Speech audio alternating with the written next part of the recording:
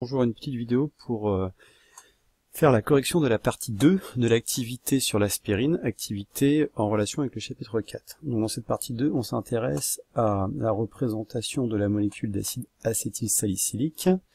Donc ici nous avons la représentation dite développée, où l'on voit les différents atomes qui composent la molécule d'acide acétylsalicylique et les liaisons entre ces différents atomes. Ah, donc par exemple ici on voit qu'on a un atome de carbone, donc symbolisé par la lettre C, qui est lié à un autre atome de carbone par une simple liaison. Il est lié par un autre atome de carbone par une double liaison, et il est lié à un atome d'hydrogène par une liaison simple. Voilà. Donc la question numéro 9 est la suivante. La molécule d'acide acétylsalicylique peut-elle être considérée comme molécule organique? Alors, dans les documents, il est rappelé qu'une molécule organique est une molécule qui est principalement composée d'atomes de carbone et d'hydrogène. Et ici, c'est bien le cas, on a principalement des atomes de carbone et d'hydrogène, donc la réponse est oui. Question suivante, question numéro 10. Donnez la formule brute de l'acide acétylsalicylique. La formule brute d'une molécule, c'est la formule que vous aviez l'habitude de manipuler au collège, où on retrouve la nature des atomes qui composent la molécule et leur nombre respectif. Donc ici, il s'agit de compter les atomes de carbone, d'hydrogène et d'oxygène. Donc, comptons-les. Pour le carbone, il y en a 1, 2, 3, 4, 5, 6, 7 ici, 8, 9. Pour l'hydrogène, 1, 2, 3, 4, 5, 6, 7, 8. Et pour l'oxygène, 1, 2, 3, 4. Donc la formule brute, c'est C9H8O4. 9 atomes de carbone dans la molécule au total, 8 atomes d'hydrogène et 4 atomes d'oxygène. Remarquez qu'en général, c'est dans cet ordre-là que l'on note les atomes. D'abord le carbone, ensuite l'hydrogène, ensuite l'oxygène. Maintenant, si vous faites l'inverse, on ne vous en voudra pas trop. Question numéro 11. Donnez la formule semi-développée de la molécule. Donc ici, on a la formule dite développée, c'est-à-dire qu'on a développé toutes les liaisons qui existent dans la molécule. Dans une formule semi-développée, on ne développera pas les liaisons entre les atomes de carbone et d'hydrogène.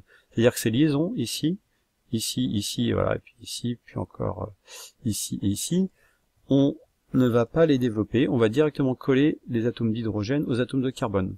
On fera de même en fait à chaque fois qu'une liaison concernera un atome d'hydrogène. Toutes les liaisons qui concernent des atomes d'hydrogène ne seront pas représentées, on collera directement les hydrogènes aux atomes respectifs. Donc ici par exemple, pour la liaison OH, c'est pareil, on va la faire disparaître, on va directement coller l'atome d'hydrogène à l'atome d'oxygène. Et voilà ce que l'on obtient. Donc vous voyez ici, la liaison CH a disparu, on colle directement l'hydrogène au carbone. Pareil ici. Pour la liaison OH, c'est pareil, elle a disparu. L'hydrogène est directement relié à l'oxygène. Et ici, les trois liaisons qui impliquaient des hydrogènes ont disparu. Et les trois hydrogènes ont été collés au carbone. Et donc on le note de la façon suivante, H avec un 3 en indice pour dire qu'il y a trois hydrogènes qui sont collés au carbone. Donc ce genre de formule permet d'écrire les molécules un peu plus rapidement, parce que il y a dans les molécules beaucoup de liaisons qui font intervenir des atomes d'hydrogène, et ces liaisons-là, du coup, on s'évite de les noter. Ensuite, question numéro 11. Quelle est la valence d'un atome de carbone, d'un atome d'hydrogène et d'un atome d'oxygène? Il est dit dans les documents que la valence d'un atome, c'est le nombre de liaisons que cet atome peut entreprendre dans une molécule. Ce nombre de liaisons, il est en fait indépendant de la molécule, il dépend uniquement de l'atome, de la nature de l'atome. C'est-à-dire que, par exemple ici, l'atome de carbone, on voit que dans la molécule, en tout cas ici, il fait une liaison, deux liaisons, trois liaisons, quatre liaisons. Il faut au total 4 liaisons. Et c'est pareil, à chaque fois qu'on retrouve l'atome de carbone, on a toujours 4 liaisons. 1, 2, 3, 4. Ici aussi, on a 1, 2, 3, 4. Un atome de carbone fait toujours 4 liaisons, et pas uniquement dans cette molécule-ci, mais dans toutes les molécules. Donc la valence de l'atome de carbone, c'est 4. Pour l'atome d'hydrogène, les atomes d'hydrogène, on voit que à chaque fois, ils ne forment qu'une seule liaison. Donc leur valence, c'est 1. Les atomes d'oxygène, à chaque fois qu'ils apparaissent, ils font 2 liaisons. Voilà, 2 liaisons ici, 2 liaisons ici. Donc leur valence, c'est 2. Voilà.